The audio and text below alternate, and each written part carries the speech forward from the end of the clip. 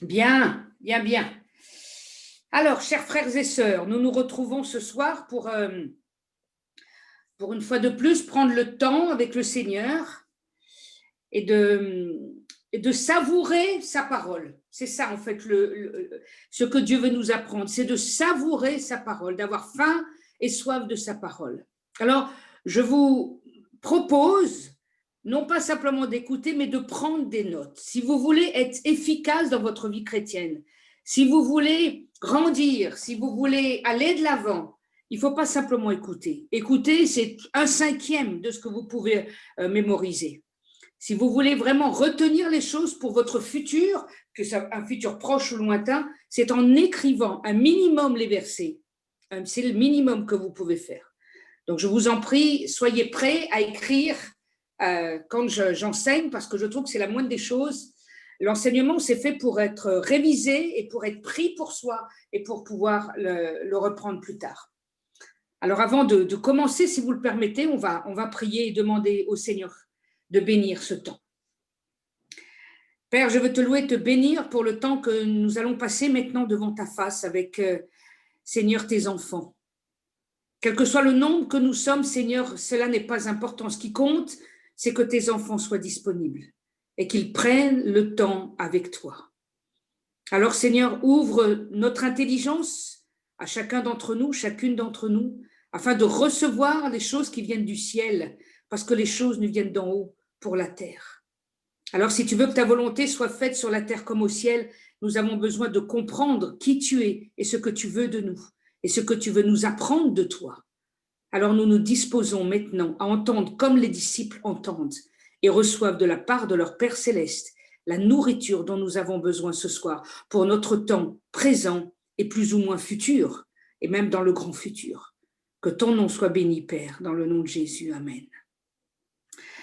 J'ai intitulé mon message, je l'avais transformé, « D'où vient la joie parfaite ?» J'avais marqué la joie parfaite et finalement, ce soir, là, quelques minutes avant de reprendre avec nous, d'où vient la joie parfaite? Parce que la parole de Dieu nous parle de cette joie, c'est ce qu'on disait avec le pasteur Benjamin, et c'est drôle parce qu'on a parlé de ça et déjà la semaine dernière. Et d'où vient la joie parfaite? Alors vous vous rappelez qu'avec moi, en ce moment, on est dans le livre de Jean, et c'est un livre que j'aime particulièrement, où il y a comment dirais-je, un foisonnement, comme dans toute la parole, mais le foisonnement de révélations dans l'évangile de Jean qui est phénoménal. Et encore, j'aborde quelques points. Jean 17, versets 12 à 13, nous en sommes. Jean 17, versets 12 à 13. Lorsque j'étais avec eux dans le monde, je les gardais en ton nom. J'ai gardé ce que tu m'as donné, et aucun d'eux ne s'est perdu, sinon le fils de perdition, afin que l'écriture fût accomplie. Et maintenant, je vais à toi, et je dis ces choses dans le monde, afin qu'ils aient en eux ma joie parfaite. Ma joie parfaite. Ce qui est intéressant, c'est que ce texte nous introduit dans comment avoir cette joie parfaite. Il nous dit déjà tout. Et les paroles que j'ai écrites, en tout cas que j'ai retenues, j'ai gardé ce que tu m'as donné et aucun d'eux ne s'est perdu. Et Jésus le dit plusieurs fois dans cette prière qu'il fait envers son Père. Et il voit cela comme un trait particulier qui, par la suite, donnera cette joie parfaite que nous allons parler petit à petit.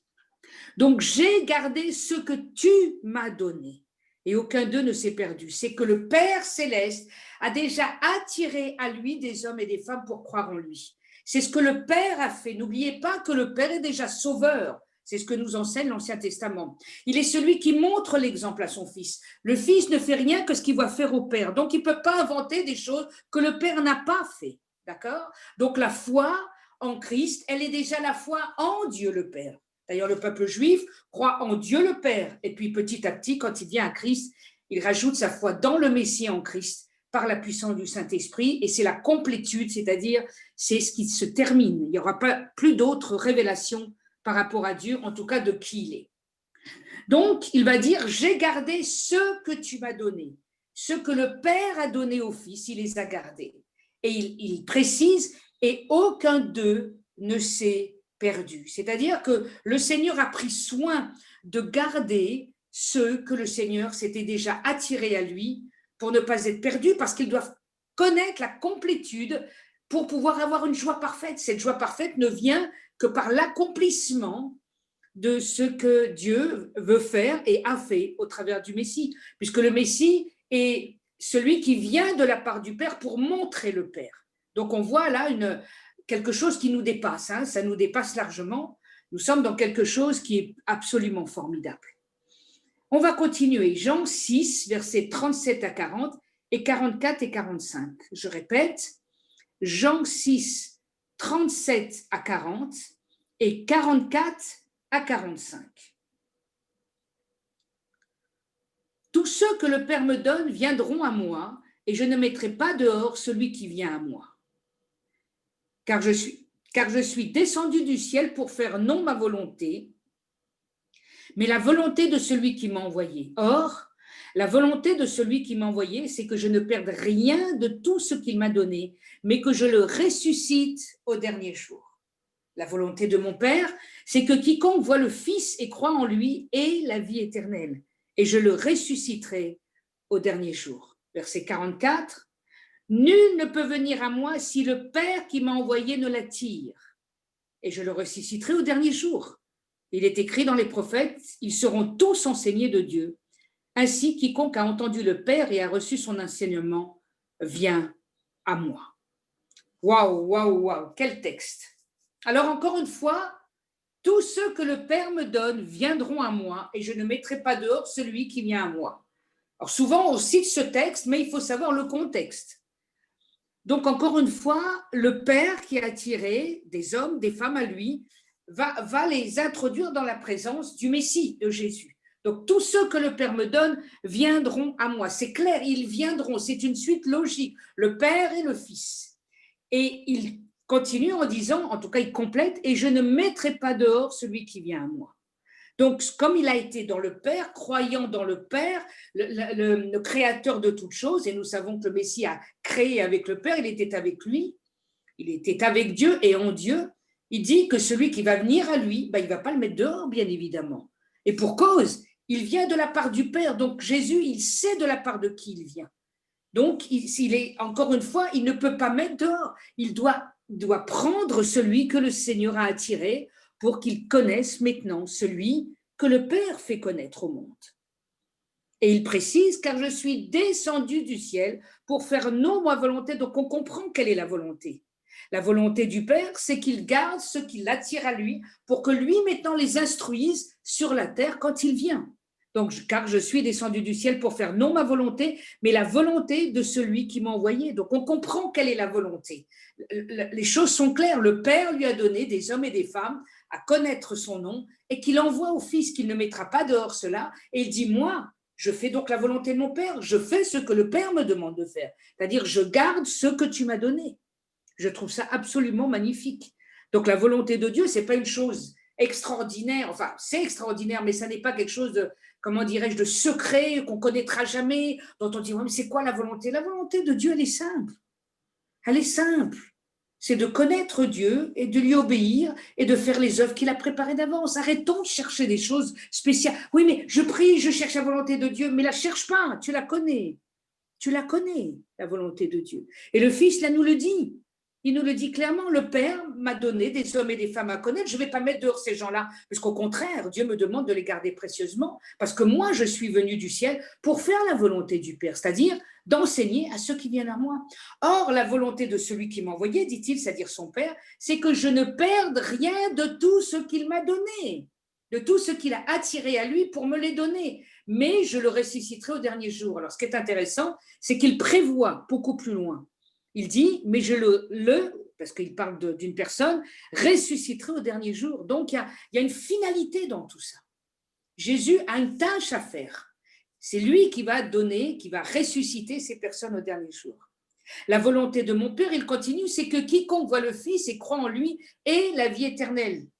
C'est ce que dira aussi Jean 17. Donc, en voyant la volonté du Père, c'est qu'en voyant le Fils, ils aient la vie éternelle, puisque c'est en Christ qu'on a la vie éternelle. En croyant en son nom, c'est la vie éternelle qui est là.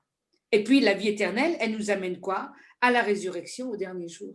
Donc on voit comment dirais-je, un déroulement se passer clairement. C'est clair, c'est limpide, il n'y a pas besoin de chercher des choses bizarres, il montre un déroulé de la situation pour que nous comprenions que lui a fait la volonté de Dieu et à l'instar de Jésus, nous serons aussi de ceux qui feront la volonté du Père.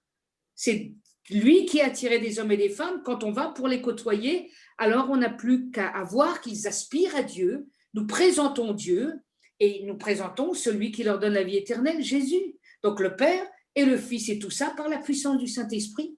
Nous sommes un intermédiaire. La volonté de Dieu, c'est que je connaisse moi et que je présente celui que je connais pour les autres, pour qu'ils viennent à lui. Verset 44. Nul ne peut venir à moi si le Père qui m'a envoyé ne l'attire. Encore une fois. Donc on voit tout ce qu'a reçu Jésus vient du Père. Tout ce que nous avons reçu de Jésus vient du Père nous-mêmes aussi. On est dans le même lot, hein, on n'est pas différents. Donc nul ne peut venir à moi, nul, personne, nada. Hein. Je suis le chemin et la vie, je suis le chemin, la vérité et la vie. Nul ne vient au Père que par moi. Nul ne vient. On ne peut pas faire autrement. C'est le Père qui fait les choses. Nul ne peut venir à moi si le Père qui m'a envoyé ne l'attire. Et je le ressusciterai au dernier jour. Il réitère, hein, si on n'avait pas compris. Et puis il dit, maintenant, il est écrit dans les prophètes, ils seront tous enseignés de Dieu. C'est très intéressant ça. Enseigner, c'est-à-dire en connaissance d'eux, c'est ça l'enseignement. On est en connaissance, on n'est plus dans l'ignorance, on connaît. Ils seront tous enseignés de Dieu. Ainsi, quiconque a entendu le Père et a reçu son enseignement vient à moi. Voyez comment Jésus dit, le Père enseigne lui-même. Ceux qui connaissent le Père ne sont pas des ignorants. Ils savent que Dieu est Dieu. Ils savent que c'est le Dieu créateur. Ils en connaissent la substance. Mais la substance va être révélée dans le Fils lorsque celui-ci va venir en chair et en os au milieu de nous comme un homme, en laissant une partie de sa gloire. C'est fabuleux. Donc Dieu qui était invisible, il est esprit, le Père est esprit, ça c'est clair. Mais le Fils devient un corps. Et le Saint-Esprit est aussi esprit. Donc au milieu des deux, le Fils va venir en chair, pas très longtemps, mais il va venir pour accomplir la volonté du Père, mourir sur le bois de Golgotha, à Golgotha, et ensuite repartir dans la présence de son Père. Parce que, bien évidemment, sa nature première, c'est quand même d'être Dieu, il ne faut pas oublier. Donc il n'est venu un temps que de la volonté de Dieu. Donc on commence à comprendre comment Jésus fait les choses pour que le Père ensuite donne la joie, mais on verra ça plus tard. Ésaïe 54, 13 nous dit « Tous tes fils seront disciples de l'Éternel et grande sera la prospérité de tes fils. » Et c'est drôle parce qu'en hébreu, c'est shalom. Je ne sais pas pourquoi, mais enfin, je ne sais pas. Je suppute. J'imagine que la prospérité, c'est le shalom. C'est intéressant, hein? C'est le shalom. Donc, ça veut dire que Dieu est capable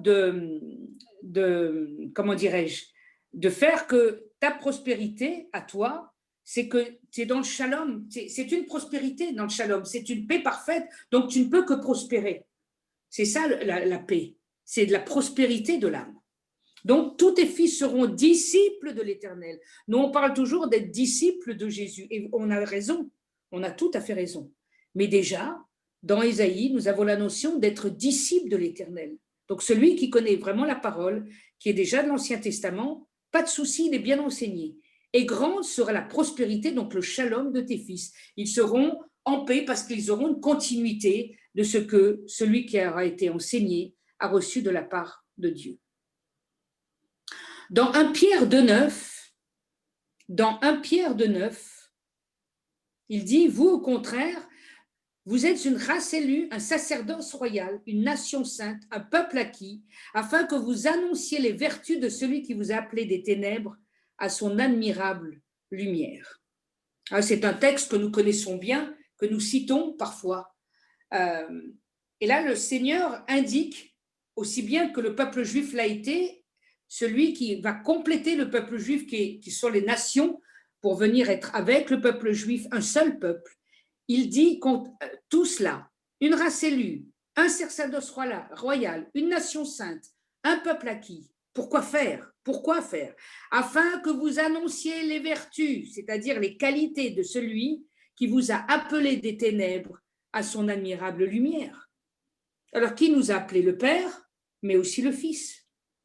Donc, il y a cette complétude toujours, ce complément des choses où on passe des ténèbres à la lumière pour pouvoir faire partie de cette race élue, de ce sacerdoce royal, de cette nation sainte et de ce peuple acquis. Tout ça, c'est pour dire une même chose, en fait, des enfants de Dieu, hein, si on le dit d'une manière plus simple. Donc, tout cela pour nous dire qu'il y a quelque chose qui est engagé. Le Père s'est engagé, le Fils s'engage au même titre en faisant la volonté de son Père pour être celui qui garde celui et ceux que le Seigneur lui a envoyés.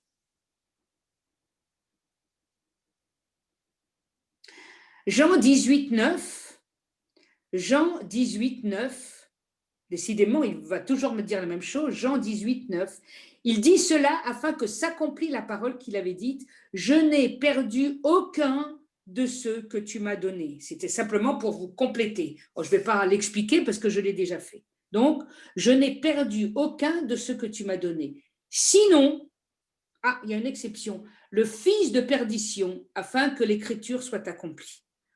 Toujours, le Seigneur accomplit. Quand il a dit à la croix, tout est accompli. Quand il fait les choses, il y a un accomplissement. Le Fils va accomplir ce que le Père a commencé. Vous comprenez l'intérêt de tout ça? Je répète, le Fils accomplit ce que le Père a commencé. Donc, c'est capital, afin que l'écriture soit accomplie, donne une finalité aux choses. Donc, le fils de perdition, ce que nous en savons, nous, en tout cas dans la Nouvelle Alliance, nous fait penser donc à Judas. Malheureusement, il va être le fils de perdition dans cette situation. Et il y a une question qui m'a toujours turlupiné personnellement. Pourquoi Judas s'est suicidé? Parce qu'il a mis fin à ses jours, ce garçon. Et c'est terrible, parce qu'il était en relation avec le Messie. Mais en fait, il n'a pas compris qui il était. Parce qu'il s'est jugé lui-même, c'est ce que j'ai écrit. Il ne pouvait croire au pardon de Dieu. Il s'est jugé lui-même. Lorsqu'il a vu que ce qu'il voulait faire, lorsqu'il a demandé au Sanhédrin de reconnaître celui-ci, qu'il est bien le Messie, alors il a fait tous ses efforts, il a même eu d'argent, etc. Et puis il a vu qu'il n'a pas réussi, ça l'a tellement troublé. Il n'a tellement pas compris qui était Jésus. Il n'a pas compris, ce garçon, il n'a pas compris. Il a pensé avec sa pensée, sa chair, mais pas avec l'esprit. C'est vrai que l'esprit n'était pas encore donné, mais quand même, il s'est suicidé. Il n'a pas pu admettre qu'il a raté ça à ce point-là. Alors il a mis fin à ses jours. Dans Jean 6, versets 70 à 71, Jean 6, versets 70 et 71, Jésus leur répondit, « N'est-ce pas moi qui vous ai choisi, vous les 12 ?» Le Seigneur dit, « Je vous ai tous choisis. Et l'un de vous est un démon. » C'est terrible de lire ça. Il parlait de Judas Iscariote, fils de Jonas, car c'était lui qui devait le livrer, lui, l'un des 12. Et pourtant, le Seigneur l'a choisi. Alors vous allez me dire, mais pourquoi Jésus l'a choisi? Parce que Jésus croit toujours que l'homme est capable de se détourner de ses péchés et de venir à lui et de le reconnaître, parce que c'est ça le but, c'est de reconnaître. Donc en fait, le Seigneur lui a permis de prier pour ce garçon. Jésus a prié 12 heures, 1 heure pour chacun de ceux qu'il choisira comme ses disciples. Et Judas en fait partie. Il n'est pas moindre que les autres. Et pourtant, il va aller jusqu'au bout, malheureusement, de ce qu'il aura pensé. Donc la parole nous dit que Jésus savait clairement qui il était. Mais Jésus l'a quand même choisi.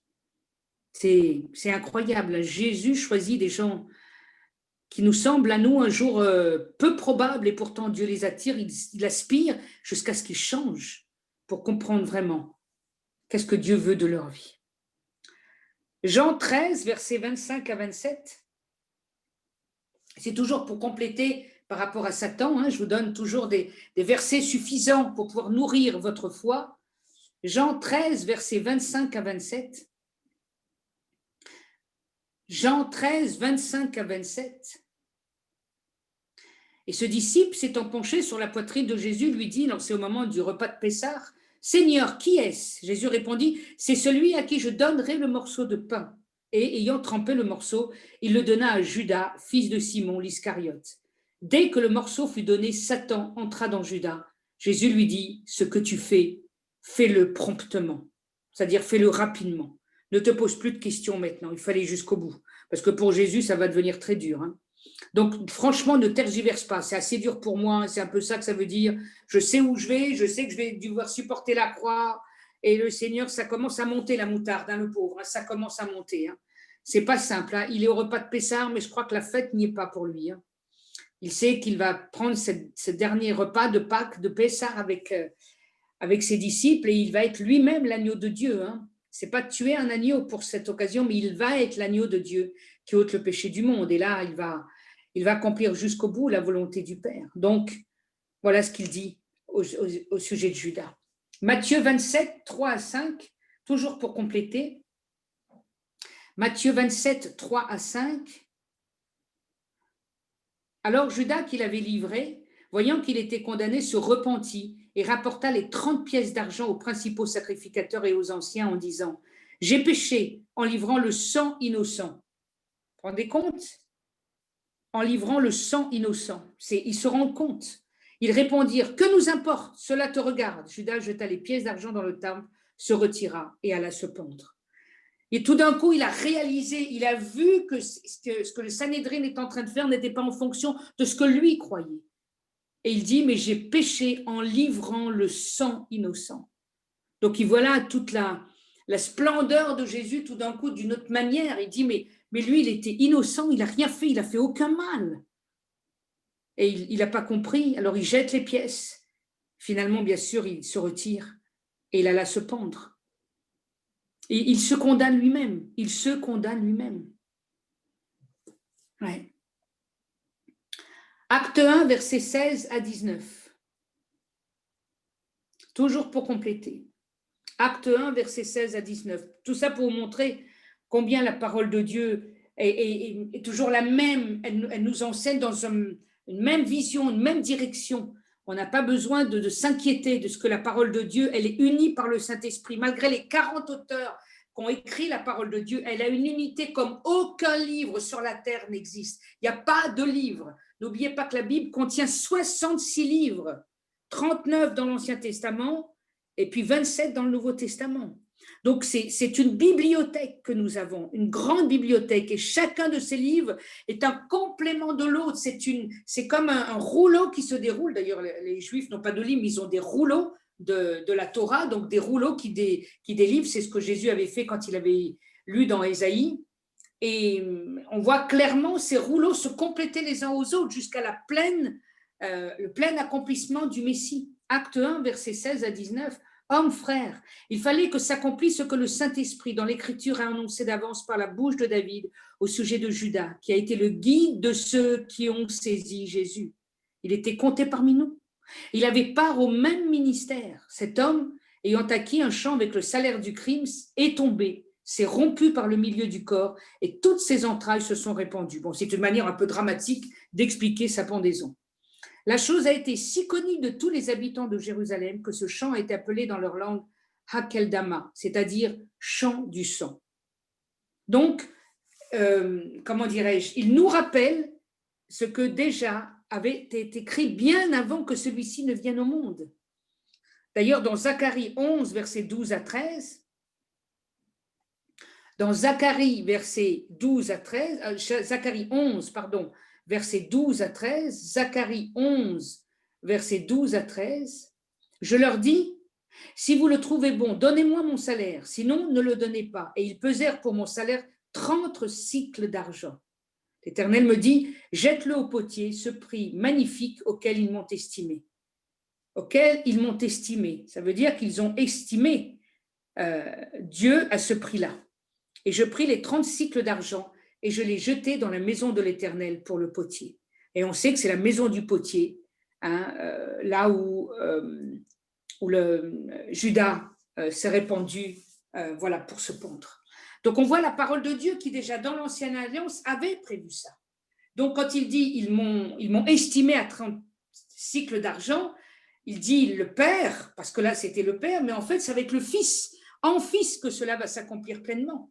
ils l'ont estimé qu'à 30 cycles d'argent, et c'est en Juda, quand il viendra en son temps, que cette situation va pleinement se faire. Alors, qu'est-ce qu'on est en train de faire là? En fait, c'est prophétique. Comme l'a dit un grand homme de Dieu qui maintenant est parti dans la gloire pendant le temps du Covid au mois de mars, Jean-Marc Taubois, toute la parole de Dieu est prophétique. Effectivement, elle annonce à chaque fois les choses qui doivent arriver. Toute la parole de Dieu, de Genèse 1 jusqu'à la fin de l'Apocalypse. Toute la parole de Dieu est prophétique. Alors, elle a des prophéties de très, très longue date, elle a des prophéties en milieu et des prophéties très, très rapides. Jésus, quand il parle de lui-même, dans certains cas, c'est une prophétie qui va s'accomplir dans les jours qui vont venir ou dans les mois. Donc, c'est des prophéties très, très brèves, très courtes. Et tout d'un coup, paf, la réalisation. Donc, tout ce qui est prophétique, et surtout de la bouche du Fils, c'est quelque chose de très puissant parce que ça va s'effectuer très vite. Donc, Jésus a vécu non seulement parce qu'il a été annoncé d'avance par les prophètes depuis de très longues dates, 700 ans, 1000 ans, et voire même le début du temps d'Adam et Ève, qu'il allait venir. Et puis ensuite, il y a des prophéties, donc 700 ans, ce qui est quand même plus court, après des prophéties du temps de sa vie ici-bas, comment il est venu, etc., le concernant, après par sa propre bouche, des prophéties qui vont s'accomplir, et ensuite des prophéties après sa mort, puisque ce n'est pas fini. Hein, on sait que le monde n'étant pas fini, il y a encore des prophéties qui doivent s'accomplir. Donc on commence à comprendre que la vie prophétique de Jésus est quelque chose qui parcourt littéralement, dès avant la fondation du monde, tout ce qui doit arriver. Donc notre vie également est prophétique, parce que Dieu nous a préparés d'avance pour aussi notre propre vie. Donc la notion prophétique n'est pas une chose qui est simplement une prophétie que l'on a dans l'Église pour savoir qu'est-ce que tu vas faire de la part de Dieu. C'est bien plus que cela.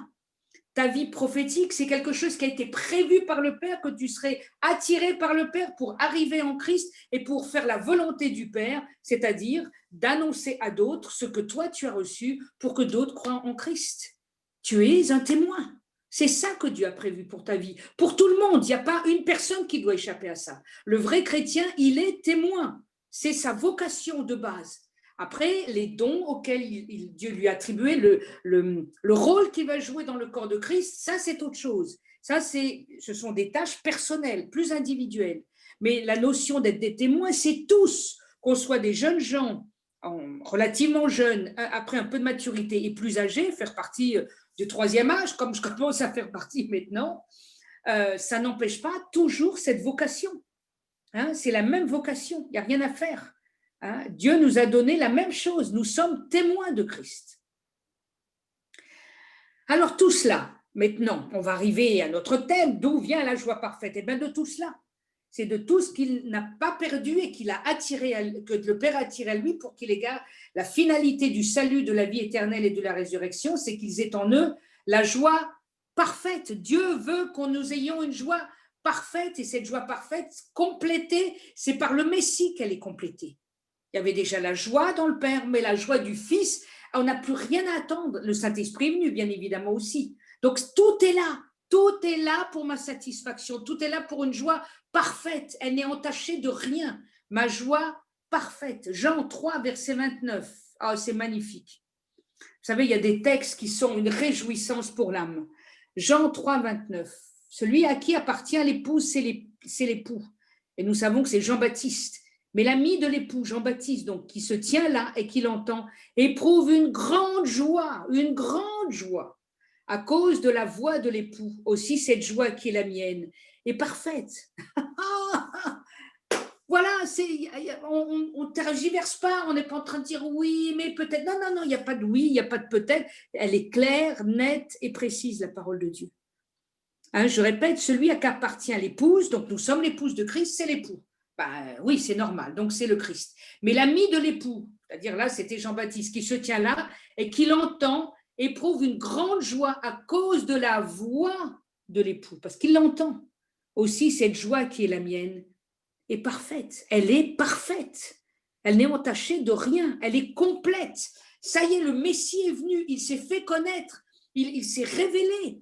Ça y est, le Père a envoyé enfin le Fils, ce que le peuple juif attend depuis des siècles et des siècles, des générations et des générations. Dieu a promis à Israël le Messie.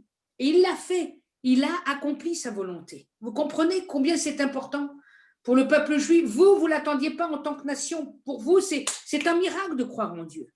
Parce que ceux qui ne me cherchaient pas, je me suis fait connaître à eux. Ça aussi, c'est du domaine du miracle. Mais ceux qui l'attendaient, alors il y en a qui sont passés à côté, malheureusement, mais qui vont venir par la grâce de Dieu. On ne va pas s'inquiéter. Il y en a d'autres, on ne sait pas trop, c'est un peu plus difficile. Mais en tout cas, la joie est complète lorsque l'on sait que Jésus, Yeshua, est vraiment le Messie d'Israël. Dans Jean 8, verset 56, encore un merveilleux verset, Abraham, votre père, a tressailli de joie de ce qu'il verrait mon jour. Il l'a vu et il s'est réjoui. Alors là, c'est la pleine réjouissance. Il a tressailli de joie. Ça veut dire trépigner. C'était, même son corps tremblait à la vue de cette joie parfaite. Il a tressailli de joie. C'était presque comme des sanglots. C'était si fort. Abraham, votre père, a tressailli de joie de ce qu'il verrait mon jour. Et les religieux disaient, oui, mais nous avons pour père Abraham. Il dit, mais si vous avez pour père Abraham, alors vous me connaîtriez. Parce que Abraham parle de moi. Donc, c'est pour ça qu'il dit, Abraham, votre père. Donc, voilà, vous les réclamez de ce père-là. Abraham, votre père, a tressailli de joie de ce qu'il verrait mon jour. Il l'a vu et il s'est réjoui. Clair, lapidaire, mais clair. Il l'a vu et il s'est réjoui. Voilà, c'est clair, net et précis.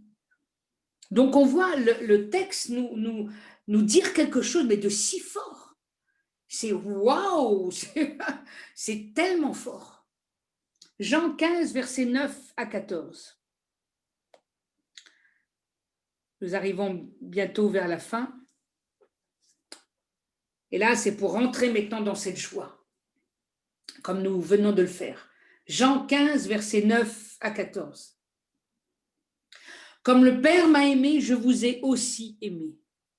Demeurez dans mon amour. Si vous gardez mes commandements, vous demeurerez dans mon amour, de même que j'ai gardé les commandements de mon Père et que je demeure dans son amour. Je vous ai dit ces choses afin que ma joie soit en vous et que votre joie soit parfaite. C'est ici mon commandement. Aimez-vous les uns les autres comme je vous ai aimé. Il n'y a pas de plus grand amour que de donner sa vie pour ses amis. Si vous êtes mes amis, si vous faites ce que je vous commande. Alors Jean nous rappelle que là c'est le sarment qui est en train de parler, l'arbre, et on sait qu'on doit être attaché, puisque sans Christ on ne peut rien faire. Et encore une fois, il parle du Père. Comme le Père m'a aimé, donc il est en train maintenant de parler de l'amour du Père, je vous ai aussi aimé. Encore une fois, le Fils ne fait que ce qu'il va faire au Père. Il a été aimé du Père, lui, il va nous aimer. Dieu fait la volonté de Dieu. Le Seigneur fait la volonté de son Père. Comme le Père m'a aimé, je vous ai aussi aimé. Alors, c'est pour ça qu'il dit demeurer, c'est-à-dire rester dans mon amour. Il est clair, il n'y a rien de mystérieux. Et si vous gardez mes commandements, donc les choses que je vous ai dites, comment vivre cette vie en Christ, vous demeurerez dans mon amour, de même que j'ai gardé les commandements de mon Père et que je demeure dans son amour. Donc, ce qu'il a reçu du Père, il nous demande de le faire. À l'instar, il y a l'exemple pour nous et nous devons suivre l'exemple. En fait, la parole de Dieu est remplie de ça. Dieu est toujours notre exemple en Christ. Alors, si le Christ l'a vécu, nous pouvons le vivre. Ne disons pas, c'est trop dur. C'est pas trop dur. Si le Fils l'a vécu, et il a vécu sur la terre des hommes, nous pouvons le vivre aussi. Rester dans l'amour de Dieu, rester dans sa présence qui est amour. Dieu est amour. Dieu nous aime d'un amour infaillible. Il ne faillira jamais à son amour. Le principe même de Dieu, c'est que, il a fait tout ce qu'il a fait, tout ce qu'on a dit, mais l'amour fait partie de l'un de ses traits de caractère dont il se défaussera jamais. Jamais Dieu ne se défaussera de cela. Alors il dit maintenant, je vous ai dit ces choses. Donc il nous dit ces choses, d'accord. Afin que ma joie soit en vous. Donc Dieu veut qu'on ait la joie à cause de ce qu'il nous a dit d'être aimé et de garder les commandements et que votre joie soit parfaite. Dieu ne fait pas les choses à moitié, pas 80%, 70, 40, même 99, il fait du 100%. Afin que ma joie soit en vous et que votre joie soit parfaite. Et il réitère, c'est ici mon commandement. C'est pour ça que comment on veut avoir une joie parfaite, aimez-vous les uns les autres comme je vous ai aimé. C'est par l'amour que nous avons les uns aux autres que le monde verra que nous sommes à Christ. Donc l'amour est un facteur de vue de Dieu et un facteur de joie parfaite. Donc l'amour n'est pas simplement, bah oui, j'aime Dieu. Non, non, ça c'est, comment je vais dire ça, ça n'a pas de but. Dieu, tout ce qu'il fait, il y a un but. Ça me fait beaucoup penser dans le monde professionnel. Lorsqu'il n'y a pas un but à ce que vous faites, c'est très difficile à travailler. Personnellement, ça m'est arrivé pendant de longues années, parce qu'à un moment donné, le conservatoire où je travaillais s'est séparé des autres conservatoires pour vivre d'une manière autonome, éventuellement des examens de fin d'année et tout, et il n'y avait plus rien pendant des années, d'ailleurs jusqu'à ce que je sois partie, plus d'examens de fin d'année, plus de choses où on a des buts, on a des choses à atteindre, et ça a été très, très difficile pour moi. Il y a eu des années compliquées. Alors j'ai maintenu comme j'ai pu au départ des petits examens avec mes petits élèves, mais très simples, pour leur donner une note, pour qu'il y ait un but, une finalité, et puis après j'ai abandonné avec le temps, etc. Mais personnellement, pour moi, ça a été très dur. Et je me rends compte que dans la vie spirituelle, Dieu, dans sa grâce, il nous donne des buts. Et c'est beaucoup plus confortable.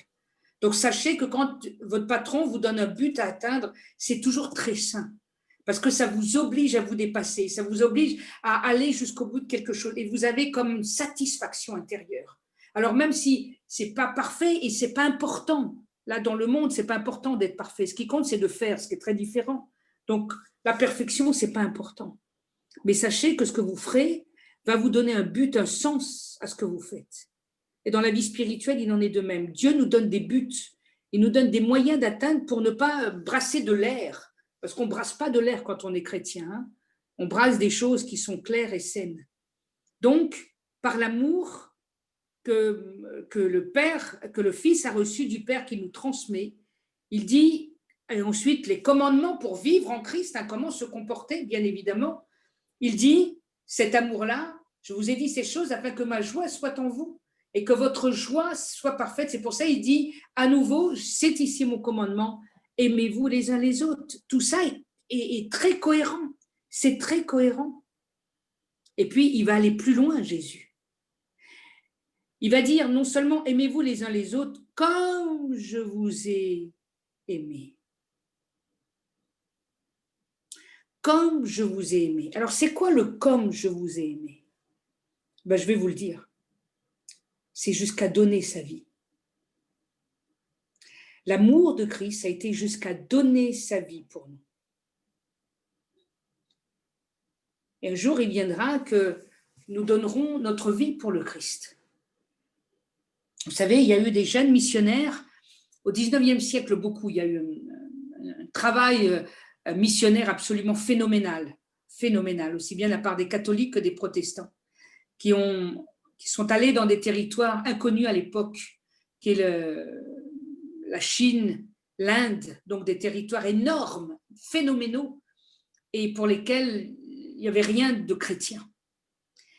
Et lorsque de jeunes missionnaires s'étaient engagés, beaucoup de milieux américains, anglophones, anglais aussi, sont allés des jeunes gens de 19-20 ans à la force de l'âge, beaux garçons, tout pour plaire. Ils avaient parfois des métiers, ils ont tout abandonné pour aller. Parfois, ils allaient dans des forêts tropicales pour aller. Donc, c'était très chaud, c'est à la machette pour enlever les grandes herbes. C'est pas comme aujourd'hui, quand on faisait comment dirais-je, pour aller d'un pays à l'autre, c'était par bateau, des avions n'existaient pas encore. Enfin, c'était très compliqué, les traversées étaient très longues, des maladies qui étaient là. Et à peine arrivés parfois sur le territoire, les autochtones du territoire avaient des flèches empoisonnées. Et parfois, ça atteint ces jeunes missionnaires. Ils n'ont pas eu le temps d'être sur le champ de mission qu'ils ont été tués. Ils sont morts pour l'amour du Seigneur. Mais ils n'ont pas hésité, ils sont allés. D'autres ont survécu davantage, ont pu faire, et puis d'autres encore plus longtemps. Mais tout ça pour vous dire que le Seigneur nous dit qu'il a donné sa vie pour nous. Il n'y a pas de plus grand amour, dit-il dans ce texte, que de donner sa vie pour ses amis. Mais il y a une condition. Vous êtes mes amis si vous faites ce que je vous commande. C'est un but. Si je ne fais rien de ce que commande Dieu, comment pouvons-nous être amis de Dieu? On se ment à soi-même et on ment aux autres. Alors si on est simplement des gentils chrétiens en faisant rien de Dieu, excusez-moi, hein, mais je ne sais pas ce qui va se passer à la fin. Hein. Moi, je suis dans l'inquiétude. Parce qu'on n'est pas né spirituellement pour ne rien faire. Ça n'existe pas. Celui qui fait rien de sa foi, moi, je ne vois pas pourquoi il croit. Je ne vois pas. Je ne vois pas. La réalité, c'est que notre foi a un but. Elle a une raison d'être. Elle a une résonance, pas que dans ma vie, mais dans la vie de ceux que je côtoie. D'abord, mon épouse ou mon époux, si je suis mariée, mes enfants, si j'ai des enfants, après mes collègues de travail, si je travaille, et puis la famille au sens élargi, et dans la société après dans laquelle je sévis, là où le Seigneur m'a placé. Donc, la vraie réalité de ma foi, c'est que je puisse avoir cette joie parfaite parce que j'aime les autres, et j'aime les frères et sœurs. Et je fais les commandements de Dieu, c'est-à-dire, je crois dans ces 10 commandements qu'il a donnés parce que c'est une base de vie, c'est des principes de vie. Les 10 commandements ne sont pas à l'écart de la vie de Christ, ils sont inclus. Il est venu pour accomplir la loi. Et la loi, y compris ces 10 commandements qui sont basiques, qui nous donnent des principes de vie. Ils sont capitaux pour nos vies. Il ne faut pas se dire, ah oui, mais c'est... Non, non, la loi de Dieu, elle est inclue en Christ. Elle doit faire partie de notre vie.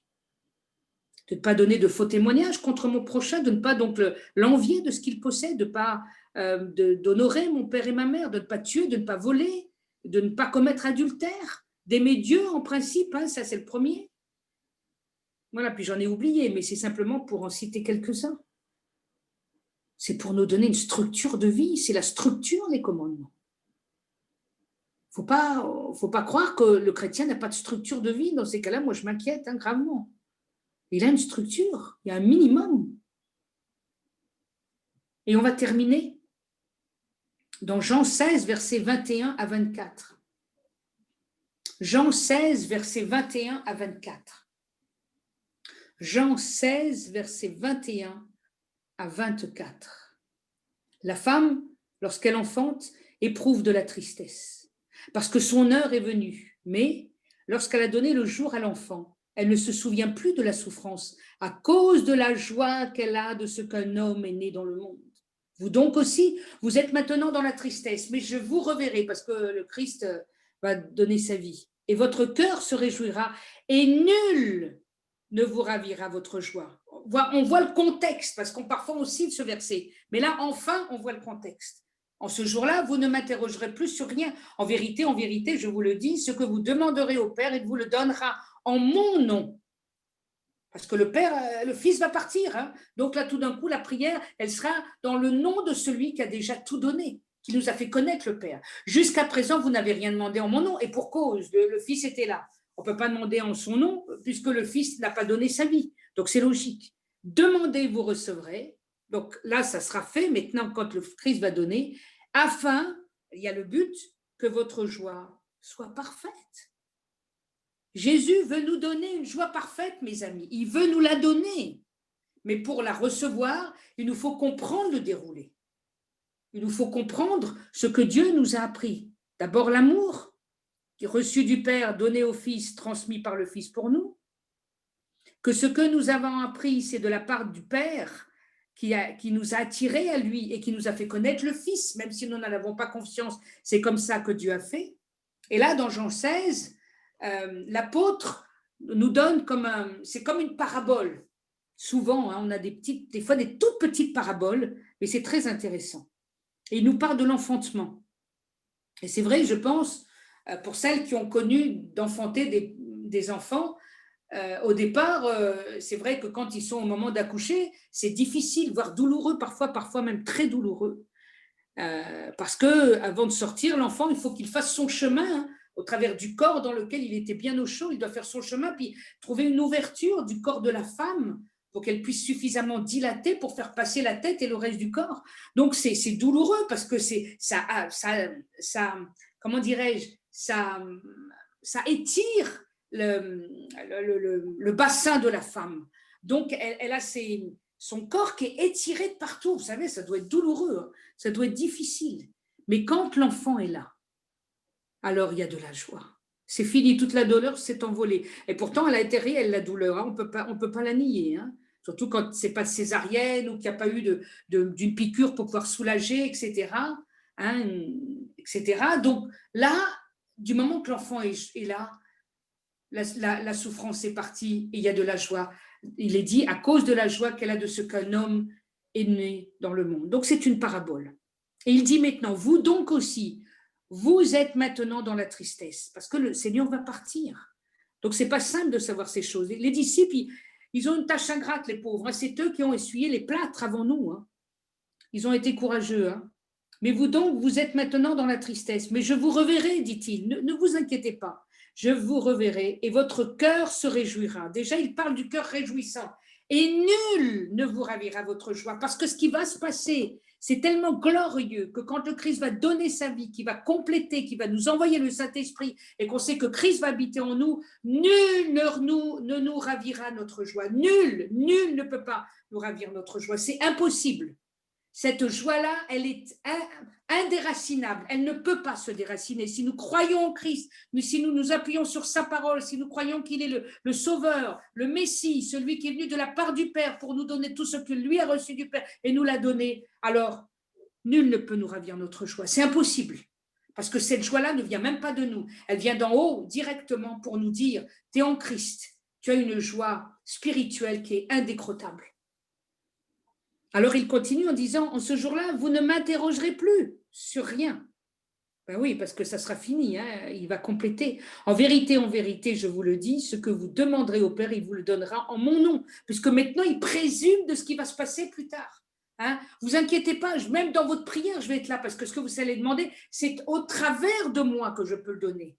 C'est en mon nom que votre joie soit parfaite. C'est en mon nom que Dieu va guérir. C'est en mon nom que Dieu va envoyer le Saint-Esprit. C'est au travers de moi. Mais il faut que j'aille jusqu'au bout de la croix. Donc la volonté du Père, c'est de ne pas perdre ce que le Seigneur lui a envoyé, mais c'est d'aller jusqu'au bout. La volonté du Père, c'est qu'il donne sa vie. Donc sa volonté, c'est dur, hein, très dur. Donner sa vie. Et sur l'infâme bois, qui était un bois maudit, nous dit l'Écriture, pour que nous soyons bénédiction. Même là, il prend la bénédiction pour que nous soyons bénédiction. C'est phénoménal ce qu'a fait Jésus.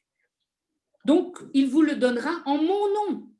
Jusqu'à présent, vous n'avez rien demandé en mon nom, et pour cause, le Seigneur était là, comme je l'ai dit tout à l'heure. Demandez et vous recevrez, et en faisant ça, qu'est-ce qui se passe? Afin, en conséquence de, le but, que votre joie soit parfaite.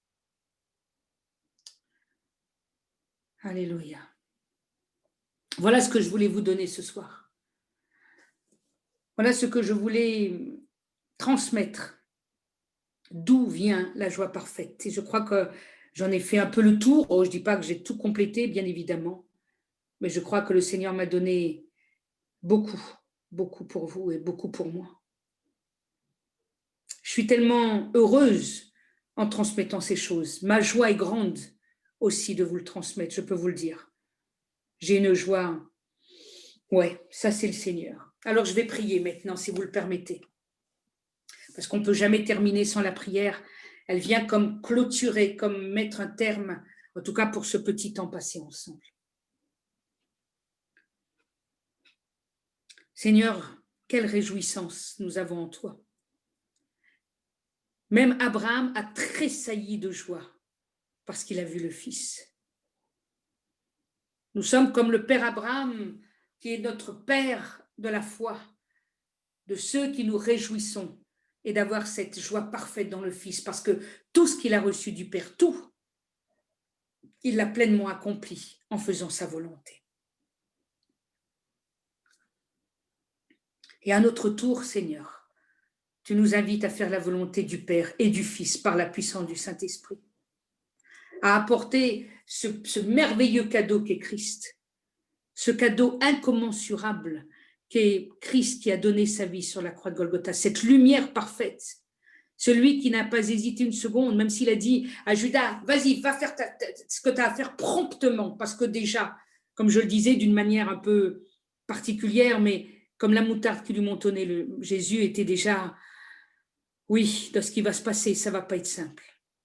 D'ailleurs, les anges vont venir le soutenir tellement la douleur est grande. Des grumeaux de sang vont sortir de son front. C'est quand il va être là en train de prier pour demander au Père, mais éloigne cette coupe. Et puis il se ressaisit, dit, non pas ma volonté, mais ta volonté. Ça a dû être tellement terrible, Seigneur. Comment ne pas aimer un tel Dieu que toi, qui volontairement a donné sa vie pour que nous ayons la vie. Alors Seigneur, je prie pour que tes enfants reçoivent ce soir, d'une manière surnaturelle, révélée par toi, cette joie parfaite. Qu'ils en comprennent au moins le peu que j'ai pu donner ce soir.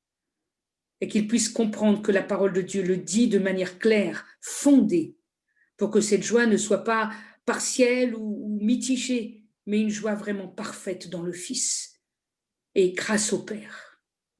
Et aujourd'hui, par la puissance du Saint-Esprit. Seigneur, nous voulons cette joie. Nous ne voulons pas nous priver de ce que tu veux nous donner, mais l'accepter comme le plus grand cadeau. Et quand on a la joie, il est vrai que la vie devient plus légère. Et malgré la dureté de la vie, les conséquences de certains actes qu'on a posés parfois et dont nous subissons parfois certaines conséquences, parce que, bah oui, on a choisi la mauvaise piste. Alors Dieu nous demande de revenir à cela, de demander pardon et de retrouver cette joie pour qu'elle ne soit pas altérée. Seigneur, ô Père, apprends-nous à regarder le bien des choses et le bon, à avoir le discernement dans notre vie pour choisir toujours la bonne direction. Et qu'en choisissant la meilleure direction, alors nous aurons la joie au bout et même la joie parfaite qui vient avec le Christ. Alors que ton nom soit béni ce soir et que la grâce de l'Éternel garde chacun d'une manière profonde comme toi seul es capable de le faire. Et je t'ai demandé ces choses, Père, dans le nom de Jésus.